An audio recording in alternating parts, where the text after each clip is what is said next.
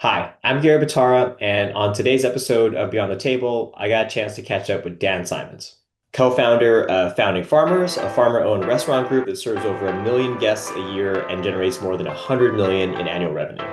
We talked about leadership, mental health, and what it really means to take care of people in the industry. I had a great time catching up with Dan, and I hope you do too. Let's jump in.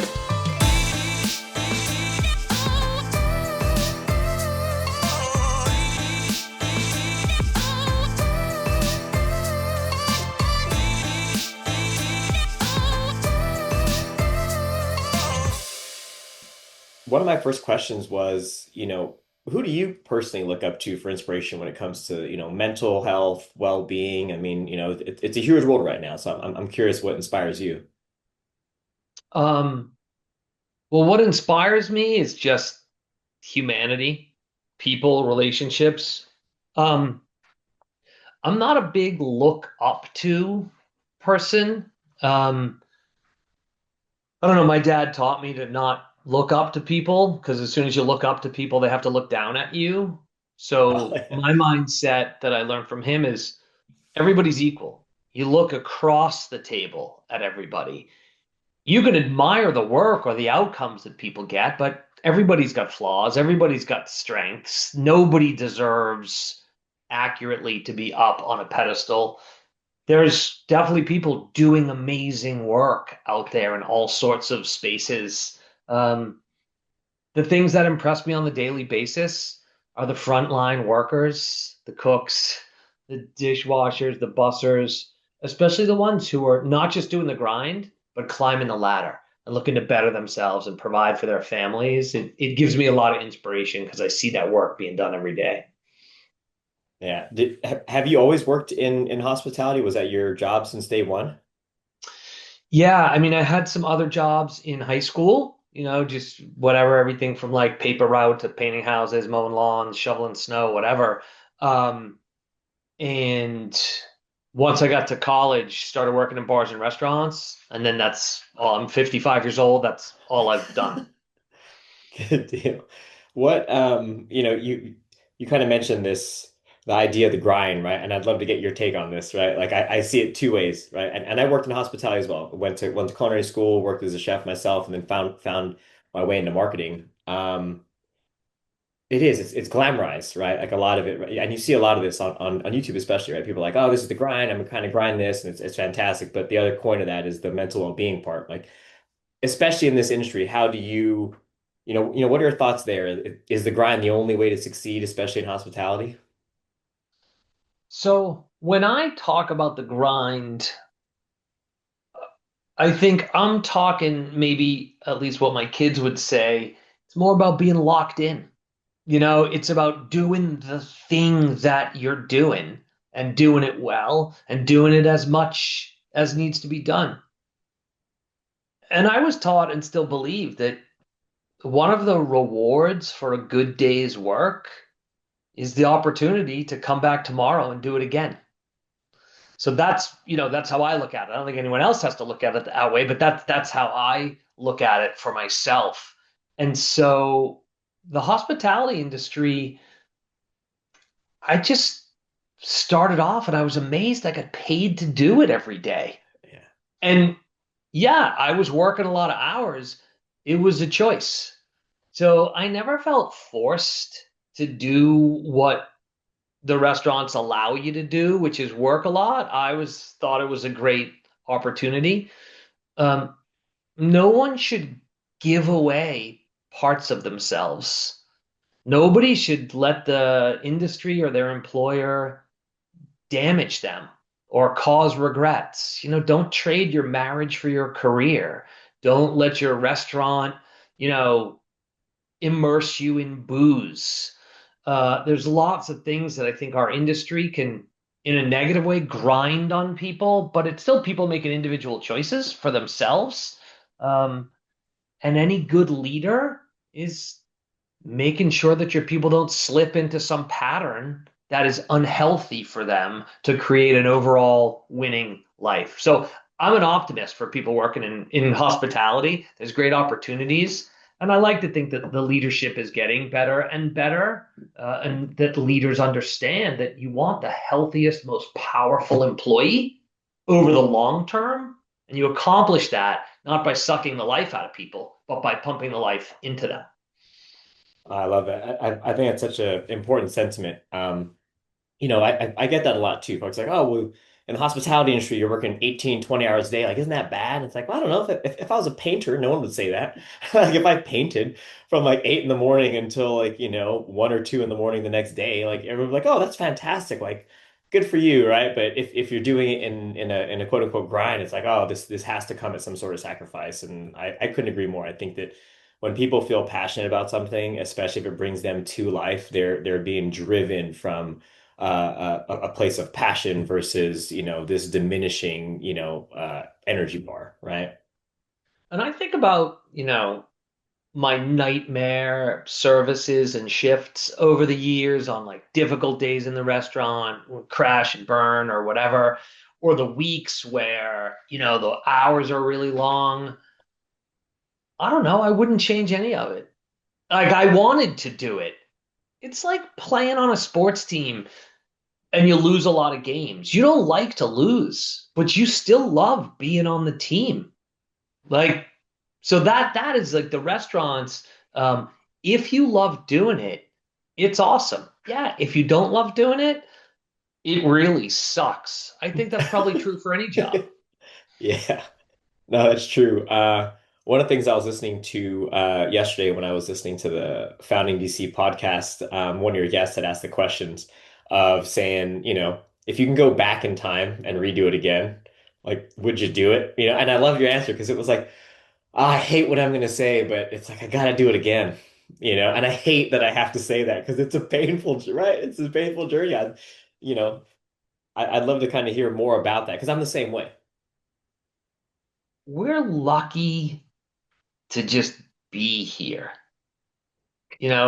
I feel lucky, fortunate to have had whatever hard experiences I've had. And you know, pain and failure, they're not the opposites of joy and success. They're requirements for joy and success. So I don't think we're just entitled for everything to go well. I don't think we're entitled to be happy. Um, you need some luck, you need some good fortune, and to know happiness, I think you got to know unhappiness. And so I don't, I'm not trying to get rid of that. At this point, I'm trying to minimize some of it, right? Like, I'm not looking for the perpetual damage. Like, right now is a hard time in the industry, and depending on who you are, a very difficult time, in society and economically. And okay, so we have to fight through those hard times to ideally get to some times that we can appreciate. But the good times are never promised and never entitled. And that, I guess, for me is the entrepreneurial mindset of we're trying to make good outcomes. We're trying to make good results come true. And sometimes we do and sometimes we don't. It's a privilege and good fortune to have a shot at trying. Oh man, it, it's a good sentiment that you mentioned the happiness component not necessarily being like the only thing we chase because you see that everywhere, right? It's like, oh, here's the 10 steps to happiness. You're only gonna have happiness in your life, right? And interestingly enough, part of our ethos that I certainly had helped brand here was delivering happiness and well-being, right? And it's interesting because my own personal view on that too is that specifically just chasing happiness sometimes that's a hard road, man. Like it's a hard road because you don't get it that much and it becomes this outcome based thing, and when you're not feeling it, it's like, but that's okay, like you said, like that's why the sunny days exist. That's why that these moments of like, oh, that was a hard day, right? These moments of happiness, when they come, they're fleeting, but man, you love them. I just can't imagine a world where that's only the case, right? Yeah, it's valuable as a leader to experience what your teammates experience. Makes you a better leader, right? Like sympathy, I suppose, is useful, but empathy is valuable. And so it's how I try to find my own optimism. You know, the first time I had a panic attack, I'd just become a restaurant general manager. I was under tons of pressure at work. I really didn't have all of the skills and abilities I needed yet for that job. And I didn't know how to process the way I was feeling. And that eventually just bubbled up. And I'm not a anxious, panicky person, so I thought I was just having a heart attack and dying. Um, and one of the things that I thought about after that is, wow, I'd always heard about panic attacks and I felt bad for people who had to deal with that, but I didn't know what it was. Now, like, oh yeah, I get it. I've been there. And it empowers me to be a better leader for others and a better leader for myself. So, do I want to get rid of the panic attacks? Uh, yeah, sure. I don't think I'm gaining much from having any more at this point, but would I want to have never have ever had one? No, it would just make me less of the whole that I'm trying to be as a leader. So I mean you could see I'm an optimist, right? Like the downside generally has an upside. There's a, humanity in it, right? And you mentioned this in your TED talk about bringing the whole self. It's like, well, I'll bring, my and there's this notion, let me bring only my best self to work. And it's like, that's hard to do every day. I'm just gonna bring myself, right? So I like the idea of saying, if I could just hit the, escape button, I would right now, but I'm here with you, right? And it's not my best day, and I'm probably a terrible leader right now, but I like the idea of somebody seeing that. Whereas this facade sometimes I think kind of also creates this disconnection between, team members, right? Bringing your whole self to work includes bring your judgment, bring your Yeah. discretion, you know, Yeah. bring your dignity, bring your obligations of leadership. You got to bring all that too. What we're talking about is acknowledging that entire human beings are what walks in through the door to work. And therefore, when something in their life is affecting their ability to perform at work, it creates the best outcomes at work if they can either talk about it, at least feel supported if they don't want to talk about it, find some resources, ask for some support. And the same goes for leaders. It doesn't matter, sole contributors, leaders. So I like the opportunity to sort of make the point that this isn't come to work, hold hands, don't do anything, and talk about how Yeah. hard life is. No, this is come to work, ready to do your best possible work. When something is getting in the way of your focus or your attention or your commitment, discuss, resolve, or improve or mitigate so that you can get on with the work. And I think it's valuable when we can take capitalists, in my view, a conscious capitalist's approach to these things so that we don't think that we are lining up the hardcore business person versus a soft business person. I'm Hmm. talking about generating return on investment from the investment in people. I'm talking about building a more ass kicking winning team than not building that and doing it by understanding that that's how we create value is helping people be the best versions of themselves. So it's not a soft, squishy, it's a hardcore business Yeah. strategy. And the case studies are there about companies that generally outperform their competition. I couldn't agree more. That idea of saying, don't do that because it's too squishy, it's gross, it's not helpful for business. Good teams do well when they're connected, right? When they're very connected. And that I think it's going to show either way, right? Whether they hide it, it's going to pop out in a work outcome at some point, and it's going to be like, "Whoa, what's going on?" I think that when we start with it, it breeds, I think, well, number one, connection with your coworkers, but the other part is it breeds encouragement, and I think that you see that in these in sports teams or in movies, like, okay, that makes sense. But you go come to work, you're like, well, that can't be possible here. This is just works. Everyone should just be ready to go. Yeah, and people seem to think that vulnerability is either a problem or it's like the thing to be celebrated. I try to just stay away from the word. Like, why don't instead we just be honest? Yeah. Like, hey, how are you doing? Let someone really answer you. If you're asking the question, how are you? Shouldn't you shut up and listen? And shouldn't you be willing to hear whatever the answer is? The Yeah. question comes with an implication. I care, and I want you to tell me the truth. I mean, shouldn't all questions come with those Yeah. implications? And so it doesn't have to be like it's hard to be vulnerable. Okay, is it hard to be honest?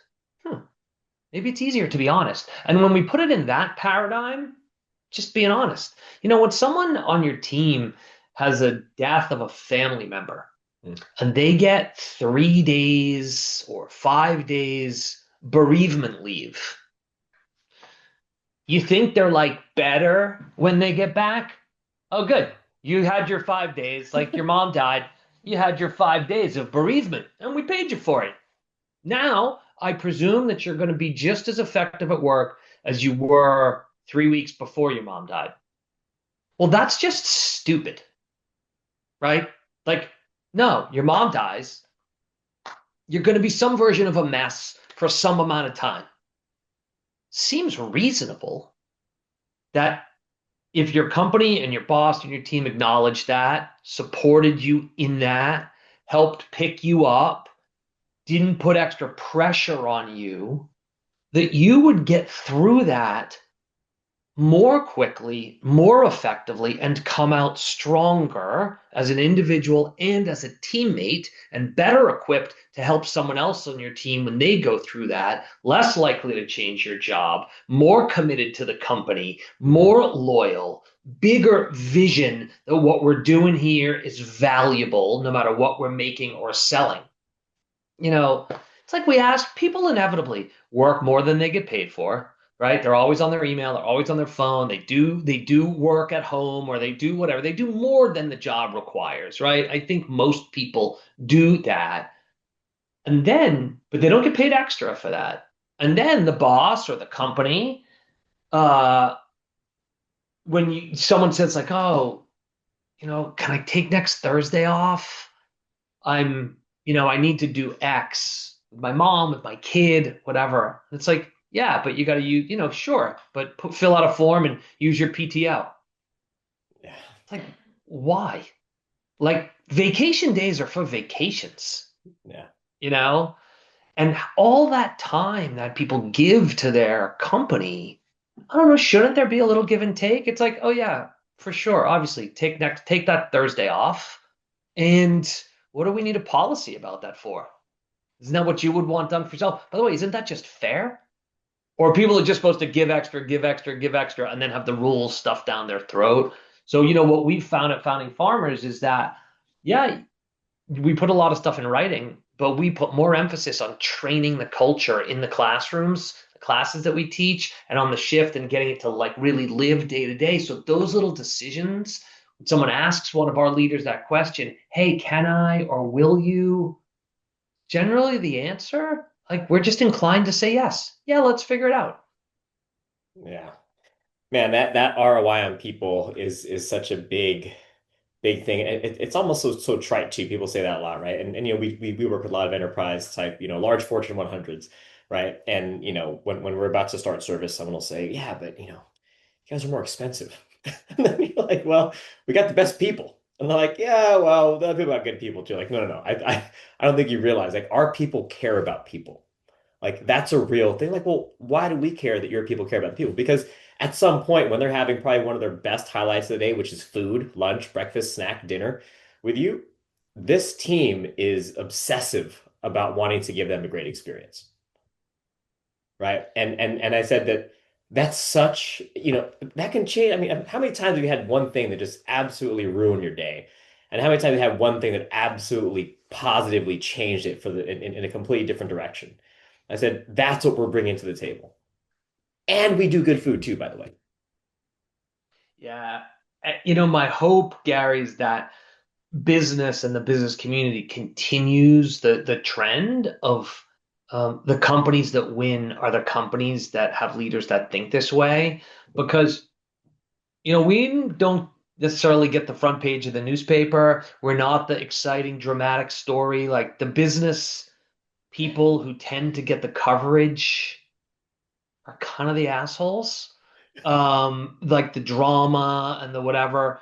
But I think most business people care about their people and are trying hard to take care of their people. And I do think that you can build really successful, really valuable enterprises over the long haul with fantastic ROI, frankly, better ROI, um, than doing it the other way, where, the only stakeholder is profit and the people are an asset. They're part of the whole equation. Like people just aren't assets, they're people. Is there anything that you do when you're hiring for more talent that helps you say, okay, these are one of my people. These are the people that I know are going to do very well here. Like a particular skill or trait that you see that really helps, create the culture that you're building there? What I've found is actually the best thing to improve our likelihood that we're hiring the right people is to have a lot of people involved in the interview process. Hmm, So the depth of the bias that I have as a single interviewer, uh, I can get a halo effect when someone like there's some aspect of their story that drawn to or something that they've overcome or accomplished or just their presentation can be great, but I can miss something else about them. I could also just be not feeling it from someone. Um, the ability to perform well in an interview doesn't necessarily have any correlation with someone's ability to do a job. So we use a multi-step process where people go through a lot of interviews. And actually, for me, I'm the last step when we're hiring salaried folks. I do the last final conversation to make the offer. I'm not making a decision. The decision's been made by the four or five or sure. six team members that they've already talked to and my business partner. And then what I do at the end is I just sort of validate. Do you really want this? Why? What are your Yeah. dreams for the future? Like, let's make sure we're a good match if we're really going to get married here. And then I talk through all the details of the offer, etc. I think there's a trait that you have that I think we share, which is, there's a positive outlook on things, right? Like you also work in the hospitality industry. Obviously, you want to bring that to many, but for you, was that always the case when you grew up, or did one particular moment within hospitality just happen? You're like, man, boom, that changed my perspective. And I say that because there's a quote that I like, and I'm probably gonna mess it up, but it was something to the effect of, when something happens to somebody, right? Like if something bad happens to somebody, right? There's people who are like, all right, I'm gonna now take it out on the world. And there's other people that when something terrible happens to them, they're like, I'm gonna make sure it doesn't happen to anybody else. And I kind of get that when I've listened to a lot of your talks and I was looking at your social, like, man, this guy's a very strong conviction in why he feels what he does. And I'm just curious if that came from a particular moment or again, if that was just something that was just, you were born with. It was the way I was raised, I think, in that, I'm the youngest of four kids. My older sisters, my older brother, they were nice to me. I mean, sure, as the littlest and the youngest, there's like, it comes with some of that, but basically, my siblings were nice to me. They supported me. My parents were nice to me, supported me, helped me, and I was like young and dumb and did plenty of stupid things. And my parents just stuck with me. My siblings have just stuck with me. And my best friends that I've had since I was little have just stuck with me. And I see how much easier and better that makes my life. So I try to be that little part for other people. I think I have been given this kind of support and this mindset and just the optimism and the we're in it together. And it's what I was raised in. And so I've just sort of built my career around that. It's no more it's no more complicated. It's no more simple than just that. It's just what I know. If you had to impart, anything, a piece of advice, and it doesn't have to be just around this, it's just, being good humans kind of thing, right? Like in this space. I mean, what's one message you'd like to leave with some folks? Maybe especially relevant right now is that when things look bad or feel bad, just look wider. There is goodness, there is great stuff happening always. And we can draw our energy and our optimism from that, and we can find things and see things that we want to magnify. I accept and understand that at any time that the small picture or a smaller picture can be worrisome and negative, and those things are true. And then the inclination is, how do we get them to stop? Like, I don't want that. Don't do that, etc. Um, I think it's easier to magnify something good than it is sometimes to stop something that's outside of your control that you're not happy with. So I would just say, when the small picture looks dark, if you widen that view, there will be lightness and brightness and good stuff somewhere in that full context. And I think that can put wind in all our sails. Great message, Dan. I appreciate it, man. Where can people find you? How can they get in touch? Yeah, you can find me on social media at Dan Simons Says. Instagram and LinkedIn is where I am most of the time. My blog is dansimonsays.com. And maybe most importantly, our restaurants. Founding Farmers, DC, Maryland, Pennsylvania, Virginia, and foundingfarmers.com. Awesome. Dan, thank you, man. Really appreciate your time, your insight. I know it's going to be inspiring for many out there. Thanks for having me.